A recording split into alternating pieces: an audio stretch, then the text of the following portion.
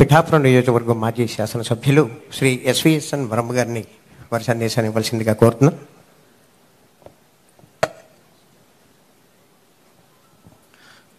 వేదికలు అలంకరించిన మన ఉప ముఖ్యమంత్రి వర్యులు పవన్ కళ్యాణ్ గారికి, కలెక్టర్ గారికి, అదేవిధంగా శ్రీని గారికి, కృష్ణరాజు గారికి, ఇక్కడికి విచ్చేసిన అధికారులకి, పత్రికా సోదరులు అందరికి కూడా పేరు పేరు నమస్కారం. ఇక్కడ ఈ నియోజకవర్గానికి ఒక ధైర్యం ఏమొచ్చిందంటే, ప్రశ్నించే నాయకుడు మన పవన్ కళ్యాణ్ గారు. అంటే ఉప ముఖ్యమంత్రి అయ్యారు కదా, ప్రశ్నించరని అనుకోవద్దు. ఆయన ప్రశ్నించడం అన్నది పవన్ కళ్యాణ్ గారి యొక్క తమ్మురులు. దానివలన ఏంటంటే పేదవాడికి ఉపయోగం కలుగుతుంది ఏ సమస్య ఉన్నా. మరి రాష్ట్రంలో ఓటు చేయకూడదని ఒక పిలుపుతో ఈ రాష్ట్ర భవిష్యత్తునే మార్చిన నాయకులు పవన్ కళ్యాణ్ గారు, చంద్రబాబు నాయుడు గారు. మరి ఈరోజు రాష్ట్ర పరిస్థితి, ఆర్థిక పరిస్థితి మనం చూస్తూ ఉన్నాం.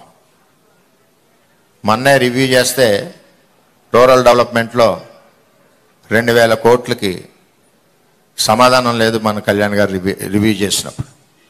అంత దారుణమైన పరిస్థితుల్లో రాష్ట్రం ఉంది. ఇప్పుడు ఈ రాష్ట్రాన్ని ముందుకు నడిపించాలని ఒక బాధ్యతతో మరి కళ్యాణ్ గారు, చంద్రబాబు నాయుడు గారు పనిచేస్తూ ఉన్నారు. పవన్ కళ్యాణ్ గారికి మన అదృష్టం ఏంటంటే రూరల్ డెవలప్మెంటు, వాటర్ వర్క్స్, అదేవిధంగా పంచాయతీరాజు ఈ రావడం నిజంగా మన నియోజకవర్గానికి అదృష్టం.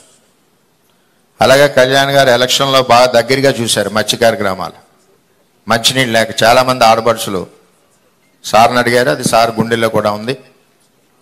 మరి ఈ విధంగా మన అదృష్టం ఏంటంటే పోర్ట్ఫోలియోలు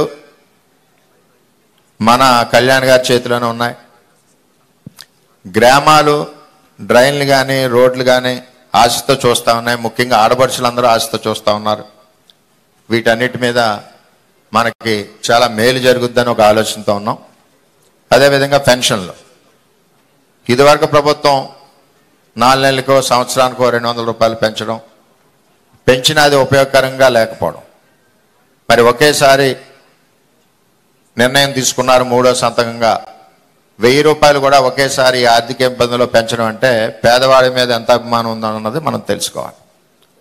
ఇందాక కలెక్టర్ గారు చెప్పినట్టు జాయింట్ ప్రాపర్టీస్ మీద చాలామందికి పెన్షన్లు రావట్లేదు. రెండవది, భర్త డైవర్స్ ఇవ్వకుండా కనపడకుండా పోయిన వాళ్ళు చాలామంది నియోజకవర్గంలో ఒక 100 మంది పైన ఉన్నారు నా దృష్టిలో. వాటి మీద కూడా ఒక నిర్ణయం తీసుకోవాల్సిన బాధ్యత ఉంది. ఎంచేతంటే భర్త రావట్లేదు, సర్టిఫికెట్ ఇవ్వడం కుదరట్లేదు, ఒంటరి మహిళలు ఇదివరకు ప్రాక్టీస్ ఉంది కాబట్టి దాన్ని కూడా మన డిప్యూటీ సీఎం గారిని దృష్టిలో పెట్టుకోవాల్సిందిగా కోరుతా ఉన్నాం. అన్నిటికంటే దారుణం ఈ 5 సంవత్సరాల్లో జరిగింది ఏంటంటే కరెంటు బిల్లు 30వ తారీఖు నాడు తీసుకోవాలి స్లాబ్ ఉన్నప్పుడు. ఆ కరెంటు బిల్ని ఫస్ట్ వీక్ 10వ తారీఖు తీసుకోవడం వల్ల స్లాబ్ లెవెల్ దాటిందని చెప్పి చాలామందికి పెన్షన్లు కూడా తీసేయడం జరిగింది. ఆ కరెంట్ బిల్స్ కూడా మన గౌరవ కలెక్టర్ గారు 1వ తారీఖు ముందు తీసుకోవడం వలన ఎలిజిబిలిటీ మిస్ అవ్వకుండా ఉంటున్నారు. ఇంటెన్షనల్గా గత ప్రభుత్వం ఏంటంటే ఫైనాన్షియల్ బర్డెన్ పడుతుందని చెప్పి ఫస్ట్ వీక్ 7, 8 తారీఖు తీసుకోవడం వల్ల వాళ్ళు స్లాబ్ లెవెల్ నుంచి జంప్ అయ్యి ఎలిజిబిలిటీ పోతున్నారు. ఎలిజిబిలిటీ పోయాక ఆ కరెంట్ బిల్ని సరి చేయమంటే కరెంట్ ఆఫీసులోంచి 6 నెలలు పడుతుంది.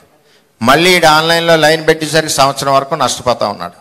దీని మీద ఒకటి టెక్నికల్ ప్రాబ్లమ్స్, దీని మీద ఒకటి దృష్టి పెట్టడం. అదేవిధంగా అసెస్మెంట్లో, ఇల్లు అసెస్మెంట్లో విపరీతంగా టీపీఓకి ఇష్టం వచ్చినట్టు వేసుకుని వెళ్తున్నారు తప్పితే ఒక థంబ్ రూల్ లేదు. ఇంత స్క్వేర్ ఫీట్కి వేయాలి, ఇంత ఏజ్ హౌస్ ఉంటే వేయాలని చెప్పి ఆలోచన అన్నది లోపించింది 5 సంవత్సరాల్లో కూడా. అలా కూడా పెన్షన్లు నష్టపోతున్నారు. అలాగే సదరన్ క్యాంప్ ఒకటి మరి ఇక్కడ లోకల్గా పెట్టాలి, సదరన్ క్యాంప్ కూడా లేక ఇబ్బందికర పరిస్థితుల్లో పెడుతున్నారు ఫిజికల్ హ్యాండిక్యాప్స్ అని చేత ఇవన్నీ కార్యక్రమాలు ఉన్నాయి కాబట్టి మరి ఎంతో ఆశతో నియోజకవర్గం ఉంది. మరి సార్ 3 రోజుల్లో కూడా మరి బ్రహ్మాండంగా అభివృద్ధి కార్యక్రమాలు ముందుకు స్టార్ట్ అవుతాయని చెప్పి తెలియజేసుకుంటూ, ముఖ్యంగా పెన్షనర్స్లో ప్రాబ్లం ఉంటే ఒక team, revenue department, electrical department, municipal కానీ పంచాయతీ డిపార్ట్మెంట్ని ఒక టీం వేసి ఆ ప్రాబ్లం అదే రోజు సార్ట్ అవుట్ అయ్యేలాగా ఉండాలి. లేకపోతే ఇక్కడి నుంచి అక్కడ తిప్పి, అక్కడి నుంచి ఇక్కడ తిప్పి వాళ్ళు కూలి పని మానుకుని వెళ్ళే పరిస్థితి ఉండదు కాబట్టి పెన్షనర్స్కి మేలు చేయాలని చెప్పి అందరినీ ప్రతి ఒక్కరిని కోరుకుంటూ మరి ఈ అవకాశం ఇచ్చిన అందరికీ పేరు పేరున ధన్యవాదాలు తెలియజేసుకుంటూ సెలవు తీసుకుంటాం.